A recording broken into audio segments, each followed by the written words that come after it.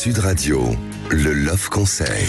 Avec Michel Odoul, on va parler de l'effet miroir. Je rappelle que ce livre vient de sortir, Un corps pour me soigner, une âme pour me guérir. C'est aux éditions Albin Michel, avec une magnifique photo d'un ange tout doux, tout mignon. Saint-Michel. Saint-Michel. Bah oui, Michel Odoul, ça s'impose. Bref, alors revenons à cet effet miroir. Vous avez certainement, vous savez très bien Michel de quoi on parle. C'est l'effet terriblement répandu qu'on a parfois du mal à repérer si on fait pas un petit effort. Et c'est vrai qu'il faut un peu travailler sur soi pour ne pas être victime de cet effet miroir. En fait, tous les autres, sont notre miroir, qu'ils soient un miroir positif ou négatif. Alors on va commencer par le positif. On est attiré par les personnes qui ont des points communs, qui ont un trait de caractère qu'on aime et que nous avons également. Et si nous l'avons, ce trait commun, on va admirer cette personne. Et puis si on ne l'a pas, on l'admire parce qu'on aimerait avoir cette qualité que l'on repère chez l'autre.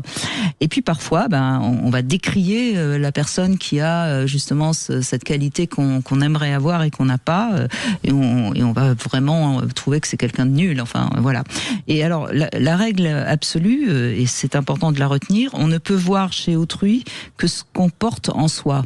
Et c'est ça l'intérêt de comprendre ce qu'est l'effet miroir. Donc, exercez-vous avec les personnes qui vous entourent, posez-vous ces deux questions.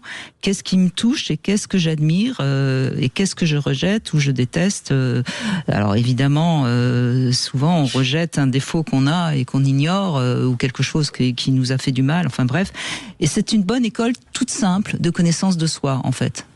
Alors, tout le monde peut la pratiquer. Je ne sais pas, parce qu'elle est compliquée à vivre quand on est confronté à des phases de vie où on ne veut absolument pas voir quelque chose qui nous est renvoyé. Jung a beaucoup travaillé là-dessus.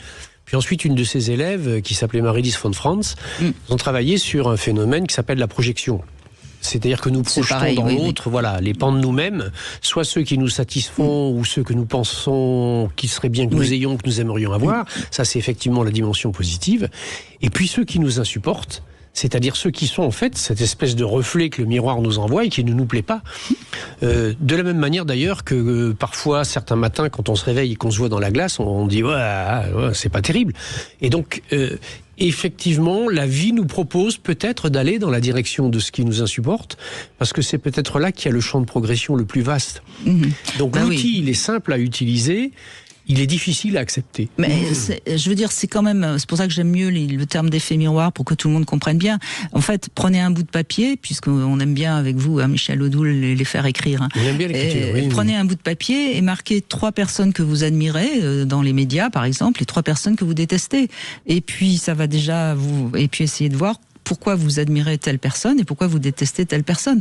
Déjà, ça va parler de vous, tout simplement. Oui. Quelles sont les caractéristiques que vous donnez à ces personnes-là ? Voilà, si on déteste, je ne sais pas qui, je ne veux pas donner de nom parce que on est quand même dans une émission un peu grand public, mais forcément, ça parle de nous. C'est tout, ça ne parle que de nous. Bien sûr.